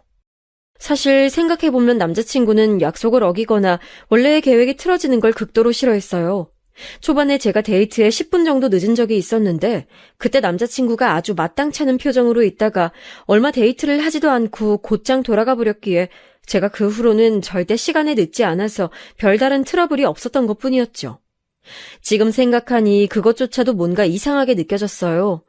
사실 사람이 약속 틀어지는 거 싫어할 수는 있는데 하나가 이상하게 여겨지니 다른 것도 다 연쇄적으로 그렇게 느껴졌던 거예요. 저도 슬슬 좀 신경질이 나더라고요. 물론 남자친구도 남자친구의 집안도 모두 저희 쪽보다 좋았지만 그렇다고 제가 무조건 숙이고 들어가야 하냐면 그건 또 아니잖아요. 세상에 상견례 끝나고서 돌아가는 길에 사고가 나서 다쳤다는데 결혼식 미루지 않고 기다려보자니 그 주에 만났을 때 저는 좀 퉁명스러운 말투로 말했어요. 오늘 데이트하기도 좀 힘들어. 사고 때문에 다쳐서 지금 허리 아프단 말이에요. 남자친구는 흘끗 저를 봤어요. 그 순간 남자친구 눈빛이 되게 차갑고 귀찮다는 듯한 느낌이어서 좀 속으로 깜짝 놀랐죠. 하지만 남자친구는 한숨을 푹 쉬더니 고개를 흔들고서는 예전에 제가 알던 다정한 말투로 말했어요. 그럼 집에 데려다 줄까? 정 힘들면. 이왕 나왔는데 밥이나 맛있는 거 사줘요. 남자친구는 원래 알던 것처럼 다정한 얼굴을 하고 있었지만 어딘가 묘하게 계속 거슬리는 말을 하더라고요. 계속 저하고 엄마 아빠 정말 아픈 거 맞냐? 결혼식 때 잠깐 서 있는 것뿐인데 굳이 미뤄야겠냐? 좀 기다려보고 그냥 진행하자는 등 저희 쪽 사정을 별로 고려 안 하는 것 같았어요. 결국 제가 화를 크게 냈죠. 아니 오빠, 여태까지 그렇게 다정하게 잘해주던 거 다 뭐였어요? 나 아파요 지금. 허리랑 목이랑 다 다쳤단 말이에요. 그래도 자기 지금 멀쩡하게 나와서 서고 앉고 다 하잖아. 결혼식만 못하는 이유가 뭐야? 결혼할 때 신부가 얼마나 힘든지 알아요? 친구들 보면 새벽부터 나와서 메이크업 받고 드레스 피팅하고 머리하고 하면 거의 초죽음 된다고요. 아, 왜 갑자기 이렇게 배려 없이 굴어요? 이제 우리 결혼할 거잖아. 예비 부부나 다름없는데 어떻게 연애 때처럼 전부 다 자기한테 맞춰주기만 해? 그럴 순 없어. 이제 현실적으로 상황에 다 맞춰 살아야지. 무슨 소리예요, 지금? 우리 아직 결혼 안 했고, 그리고 이건 결혼이랑 상관없는 문제잖아요. 왜 상관이 없어? 결혼한 거나 다름없는 커플인데 부부로서 행동해야지. 주변에서도 이제 다들 나 결혼한 유부남으로 생각하고 자기도 그럴 텐데 현실적으로 이제 나한테 좀 맞춰. 남자친구가 도리어 화를 내면서 저한테 그렇게 쏘아붙였어요. 그까짓 화장하고 드레스 피팅 겨우 몇 시간만 참으면 되잖아. 장모님은 그냥 나와서 한복만 입고 초에 불만 붙이면 되는데 뭐 때문에 그렇게 못하신다는 거야. 장인어른도 마찬가지고. 웨딩홀 예약 취소하면 돈이 얼만지 알아? 아니 오빠 돈 잘 벌면서 지금 그게 문제예요? 그리고 내가 취소하자는 거 아니잖아요. 그냥 연기하자고요. 연기해도 추가금 들어. 그리고 난 지금 그게 문제가 아니라 주변 회사 사람들 중요한 거래처에 전부 그날로 결혼 얘기해뒀으니 못 받고. 전 정말 말문이 막히더라고요. 여태까지 남자친구는 단 한 번도 이런 식으로 군 적이 없었어요. 처음부터 끝까지 저한테 맞춰줬고 제가 최고라는 듯이 굴었거든요. 근데 갑자기 결혼 직전에 고작 연기하자는 것 하나로 이런 식으로 나오다니요. 전 솔직히 결혼 연기하자는 말을 꺼내본 게 다행이라고 생각했어요. 이렇게나 남자친구가 본성을 드러낼 줄은 몰랐거든요. 자기야, 솔직히 나나 우리 집이나 결혼의 목매만큼 그렇게 못나진 않았어. 그건 알지? 알아요. 그냥 우리가 인연이 닿았을 때 제대로 연을 맺고 싶은 것뿐이야, 난. 솔직히 말해서 자기도 조금 더 나은 신랑감 바란 거 아니었어? 나한테도 말했었잖아. 좋은 스펙 가진 사람하고 결혼하고 싶었다고. 그랬죠. 난 자기가 속물적이라고 생각하지 않아. 그냥 결혼이란 게 그런 거지. 우린 결혼에 완벽하게 합의했는데 그걸 이렇게 일방적으로 연기하겠다니까 화가 나는 거야. 남자친구는 화를 내면서도 얼굴을 붉히는 편이 아니고 오히려 더 차갑고 싸늘해지는 편이었어요. 그래서 더 소름 끼쳤죠. 그때가 처음으로 저한테 대고 직접적으로 화를 낸 때라서 더 그렇게 느꼈는지도 몰라요. 아무튼 결혼식 연기는 안 돼. 그렇게 알고 있어. 남자친구는 싸늘하게 말하고서 저를 집 근처로 데려다 줬어요. 바로 차를 돌려서 가버리는 게 짜증이 많이 난 것 같더라고요. 절 데려다 준 곳도 집 앞이랑 좀 먼 곳이었고요. 전 한참이나 근처 벤치에 앉아서 생각을 했어요. 사실 한숨 돌리고 나니까 찬바람에 머리도 좀 식고 생각이 깊어지더라고요. 불길하고 불안한 건 여전했어요. 예비 시부모님이 들어올 때 떨어지던 액자, 상견례에서 돌아올 때 난 교통사고, 게다가 결혼 연기를 말하자마자 화를 내기 시작하는 남자친구까지. 하지만 남자친구의 말대로 남자친구도 시댁도 저나 저희 집에는 과분하긴 했어요.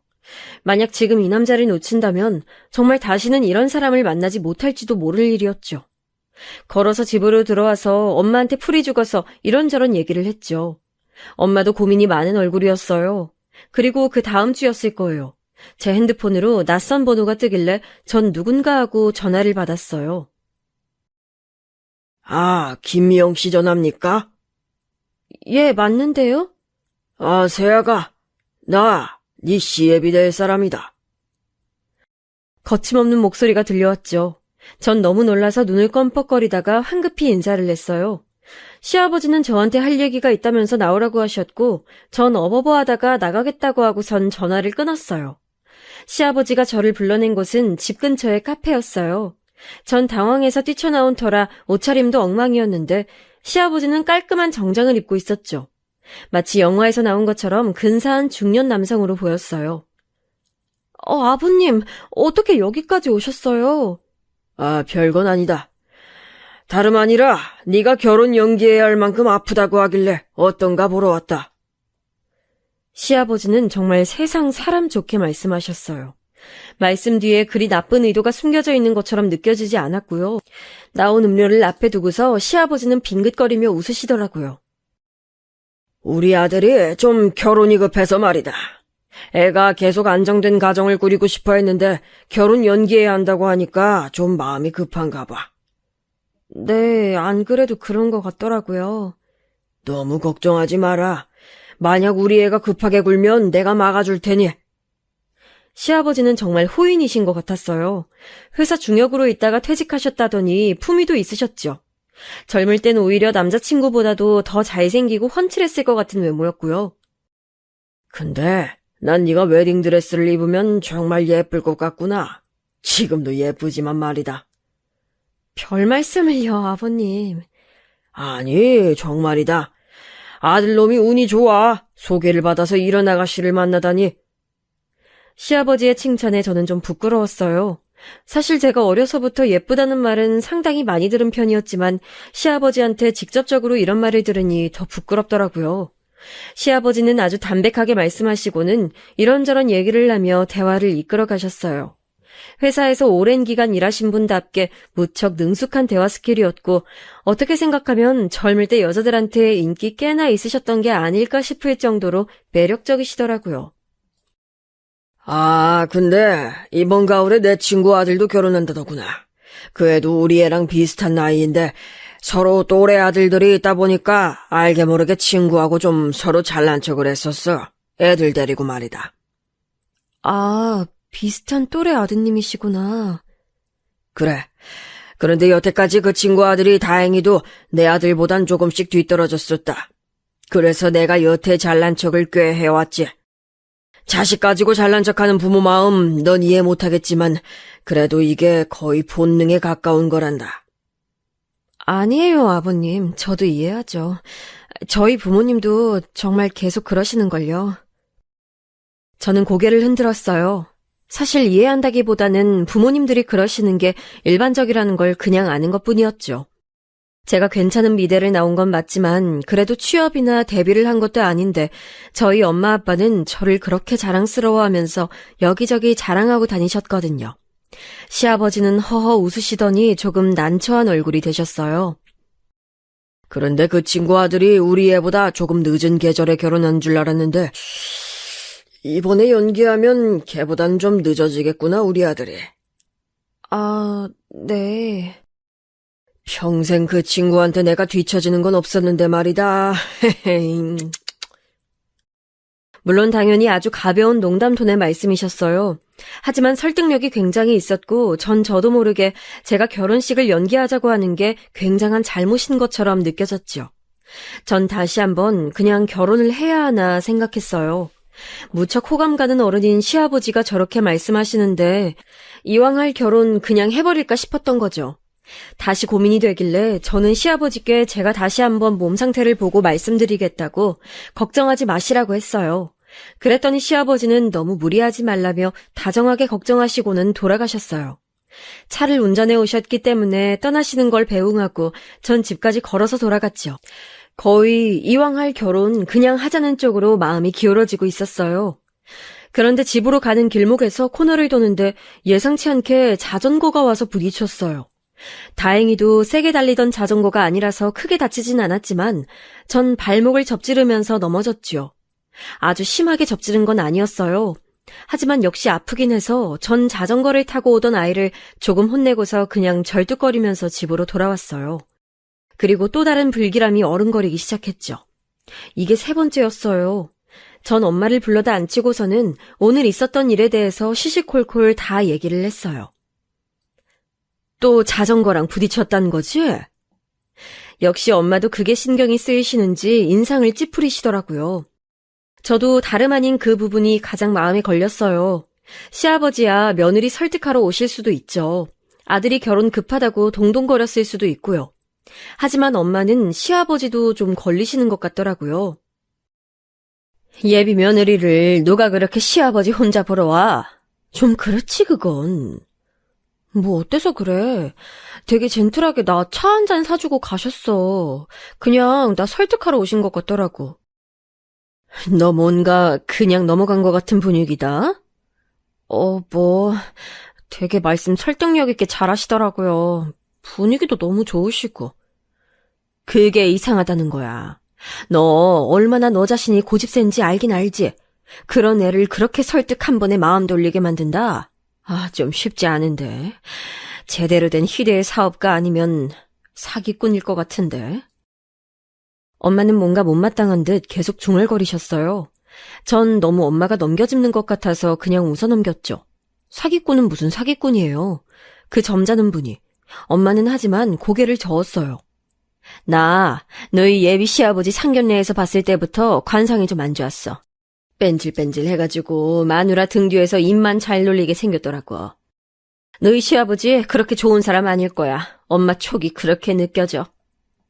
엄마는 고개를 저었어요. 하지만 전 결혼을 연기하고 싶긴 했지만 어쨌든 하긴 할 거였기 때문에 엄마의 시부모님에 대한 안 좋은 말이 듣기 싫었죠. 전 듣기 싫은 티를 내면서 그런 소리를 하지 말라고 했고 엄마는 제 말을 들은 척도 하지 않으셨어요. 제 고집이 사실 엄마한테서 온 거였거든요. 아무래도 좀 이상해. 내가 순자한테 좀 전화해서 자세하게 좀 알아봐야겠다. 순자 아주머니? 하지만 아주머니도 잘 모르신다며. 건너 소개받은 거라. 그래도 한번 물어봐야지 자세히. 내가 스펙 좋은 거랑 집안 좋은 거 때문에 정신이 팔려서 제대로 물어보지도 않았다. 그런 걸 뭐 물어봐. 어차피 결혼할 건데. 아니야, 이건 엄만 잘 모르겠네. 그러고서 엄마는 곧장 순자 아주머니한테 전화를 했어요. 제 앞에서 전화하는 거라 제가 엄마 말을 다 들을 수가 있었어요. 여보세요? 순자니? 그래, 잘 돼가고 있어. 근데, 우리 딸내미 결혼하는 그 집안 말이야.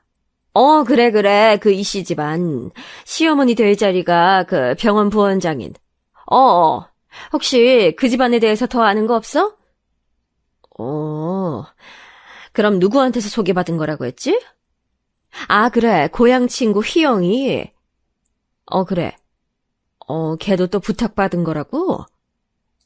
한참이나 얘기가 길어졌어요. 원래 순자 아주머니는 우리 엄마하고 같은 고향 출신인데 엄마는 고향에서 빨리 떠나왔고 순자 아주머니는 계속 오가면서 살고 계셨죠. 그래서 순자 아주머니가 말하는 그 친구를 엄마도 아시는 것 같았어요. 걔가 그러니까 박명희? 걔가? 순간 엄마가 좀 놀라시더라고요. 엄마는 잠시 가만히 있다가 알겠다고 말씀하시고서는 끊었어요. 왜 엄마? 맨 처음에 말 꺼낸 게 박명희라는 고향 친구라는데 걔가 너희 외가에서 식모살이 하던 애거든. 식모? 그래, 엄마 어릴 때까지만 해도 시골엔 식모가 있었어. 근데 우리 집에서 물건 훔쳤다가 너희 외할아버지한테 호되게 혼나고서 집으로 돌아갔었거든. 어머... 걔가 왜 이 집을 우리 집에 소개해주라고 했지? 엄마는 고민에 고민을 거듭하시더라고요. 저도 그 말을 듣고 보니 뭔가 섬뜩해졌어요. 아니, 옛날 옛적 엄마하고 그리 좋지 않은 인연이 있었던 분이 왜 갑자기 우리 집에 남자를 소개해주라고 했을까요? 엄마는 다시 순자 아주머니한테 전화를 하고 고향 친구들에게 전부 전화를 돌리면서 그 박명이라는 분에 대해서 알아보기 시작했어요. 엄마는 옛날 수첩까지 꺼내다 놓고 정말 몇십 년 만에 연락하는 친구한테까지 전화를 했죠. 그러다가 어떤 친구분하고 통화하는데 드디어 실마리를 잡았다고 하시더라고요. 엄마가 말씀해주신 통화 내용이 이랬어요. 너 혹시 명희 기억하니? 박명희. 알지. 걔 우리 동네 빌라 반지하에 사는데. 어머, 그래? 지금 걔 어떻게 사니? 여기저기 파출부로 다녔었는데, 중매일도 하는지 이상한 자리 가져와서 여기저기 고향 애들한테 선보라고 들이대고 다니는 모양이더라. 이상한 자리? 나한테도 결혼 정년기 아들, 딸 없냐고 하고, 좀 곤란한 자리들 가져와서 들이대나 봐. 집은 잘 사는데 하자 있는 사람들이 있잖니. 지능 좀 떨어지거나 자폐하거나. 그래, 그렇구나. 혹시 최근에 뭐 그런 집 자리 들이민 건 없었어? 왜 없겠니? 우리 집에 아직 대학도 졸업 안 한 딸 있거든? 둘째인데 애가 좀 예뻐. 그랬더니 무슨 변호사 사위 볼 생각 없냐는 거야. 근데 이쪽 고향 친구들 사이에서는 소문이 싸하게 났었거든. 걔가 들이미는 자리들 다 하자 있다고. 그래서 대체 무슨 소리냐고. 그 집은 또 어떤 집이길래 그러냐고 내가 막 쪼아댔어. 그랬더니? 내가 솔직하게 말해주면 결혼 생각해보겠다고 했더니 결국은 박명희 걔가 술술 불더라고. 집안은 진짜 좋다면서 엄마가 무슨 병원 원장이라나 부원장이라나. 근데 걔네 아빠가 아주 폭탄이더라, 폭탄. 폭탄? 무슨 사기 전과가 3개인가 되고 무슨 별거 다 있었어. 전과가 10손가락으로도 셀 수 없더라. 그 집 엄마가 아들 결혼할 때까지만 그 아버지하고 살고 그 이후에는 이혼해버린다고 아주 벼르고 있나 봐. 그 애비도 그 의사 엄마하고 허구한 날 싸워서 제발 이혼하자고 난리인 상태고 아들이 결혼하고 이혼하면서 유산 물려주고 그 엄마는 미국 가버릴 건가 봐. 세상에. 그래, 그런 자리를 들이밀더라. 얘, 너도 조심해. 넌 그래도 지금 서울 간지 워낙 오래돼서 명의가 잘 모르겠지만 언젠간 너한테도 낚시 들어갈 수 있어. 그래. 걱정해줘서 고마워. 엄마는 그렇게 전화를 끊고서 절 붙들고 손을 부들부들 떠셨어요. 저도 마찬가지였죠. 전 빨리 결혼하자던 그 남자친구의 냉담하고 귀찮다는 듯한 얼굴이 떠올라서 그제야 남자친구의 본성을 이해할 수 있었어요. 엄만 하마터면 본인의 인간관계 때문에 저를 정말 인간말종 집안에 넘길 뻔했다는 사실에 머리카락이 쭉 뼈 서셨다고 해요.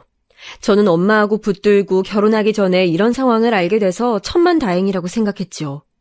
그제서야 예비 시아버지가 그렇게나 말도 잘하고 설득력 있게 사람을 꼬여낼 수 있는 이유를 알겠더라고요. 저희가 너무 황망해서 어쩔 줄을 모르고 있을 무렵 오빠가 미국에서 돌아왔어요. 저 결혼 얼마 남지 않은 시기에 일부러 맞춰서 왔다고 하더라고요. 한국에서 좀 쉬기도 하고 제 결혼도 보고 다시 나가려고요. 그런데 저랑 엄마가 그간 있었던 일을 오빠한테 매달려서 말하니까 오빠가 자세히 남자친구에 대해서 물어봤어요. 제가 이런저런 일들을 막 두서없이 말하니까 오빠가 그러더라고요. 사이코패스까진 아니어도 공감 능력이 많이 부족한 사람인데? 너 그 사람하고 절대 결혼은 안 된다. 결혼 안 되지, 못하지. 솔직히 너 약간 미련 있지? 다 그만둬. 가만 들어보니까 네 남자친구 그 아버지 성향 그대로 물려받았나 보다. 지금이야 로펌 소속 변호사니까 얌전하지만 나중에 무슨 큰 범죄에 가담할지 모르는 사람이야. 오빠는 정신과 의사라기보다는 제 윗사람다운 태도로 충고했어요. 사실 오빠의 말대로 저는 정말 마지막 미련이 약간 남아있었거든요.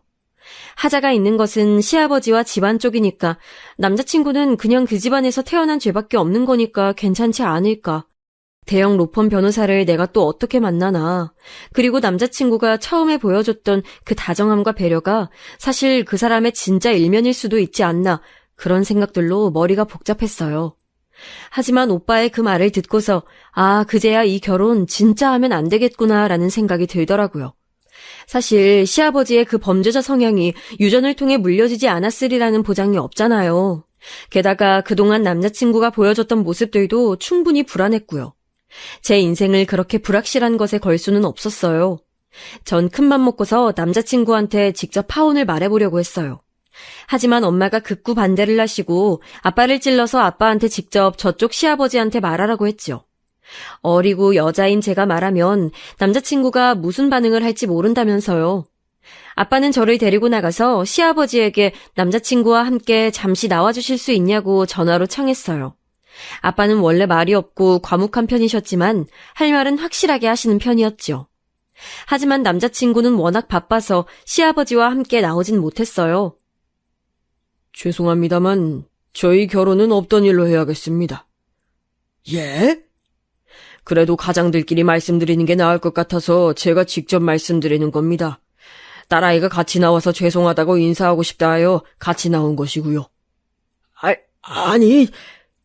순간 시아버지가 깜짝 놀라더라고요. 그리고 그 다음 순간 낭패와 더불어 그럴 줄 알았다는 듯한 표정이 스쳐 지나갔어요. 전 제가 예민한가 싶었지만 시아버지를 의심할 수밖에 없는 상황이었죠. 왜인지 여쭤봐도 괜찮겠습니까? 집안 문제입니다. 저희 아빠는 간단하게만 대답하셨어요. 그 말은 해석의 여지가 참 많았죠. 언뜻 저희 집안 문제 때문이라는 말로도 들렸고 당신네 집안 문제라는 말로도 들렸어요. 시아버지는 그게 무슨 뜻인지 한참 생각했지만 찔리는 게 있는지 더 이상 묻진 않았어요. 대신 시아버지는 피식 웃더라고요. 예상외로 포기가 빠른 건가 싶었지만 시아버지는 도리어 비웃는 태도였어요. 아이, 또 파혼이네. 시아버지는 커피를 대충 마시고서 잔을 소리나게 내려놨어요. 이거 벌써 3번째 파혼인 거 아쇼? 이번엔 좀 성공하다 했더니만. 죄송하게 됐습니다. 별로 안 죄송하신 것 같은데. 그러네요. 안 죄송합니다. 저희 아빠도 말수가 없다 뿐이지 그리 녹록한 분은 아니시거든요. 시아버지는 어처구니가 없다는 듯이 웃다가 그냥 나가버렸어요. 저를 희생양으로 삼으려고 했는데 그게 실패해버렸으니 더 미련도 없다는 듯한 투였죠. 그리고 다음 날 밤 늦게 갑자기 남자친구한테서 전화가 왔어요. 집 앞으로 나오라는 말을 하고서는 일방적으로 끊어버리더라고요. 전 겁이 났지만 그래도 제가 직접 해결해야 하는 일이니까 용기를 내서 내려갔어요. 오빠가 같이 내려가 주겠다고 했지만 거절하겠다고도 했지요. 남자친구는 술이라도 마셨는지 술 냄새도 풍기고 무서운 얼굴을 하고 있더군요. 왜 왔어요? 파혼한다고? 누구 맘대로? 내 맘이야. 너 나한테 미안하지도 않냐? 미안하다니. 내가 왜요? 일방적으로 파혼하는 게 맞는 거야, 이렇게? 아버님, 전과가 화려하시던데요. 남자친구는 이를 갈았지만 곧 벌컥 화를 내며 소리를 질렀어요. 그게 나랑 무슨 상관이야! 전 무서웠지만 그래도 해야 할 말은 해야겠어서 동시에 목소리를 높였죠. 왜 상관이 없어요. 기가 막히게 초반에 나 속여먹었던 거. 그거 다 아버님 닮아서 그런 거잖아요. 그런 사람하고 나 평생 같이 못 살아요. 스펙 좋은 것만 따지던 속물 같은 계집애 주제에 말이 많아!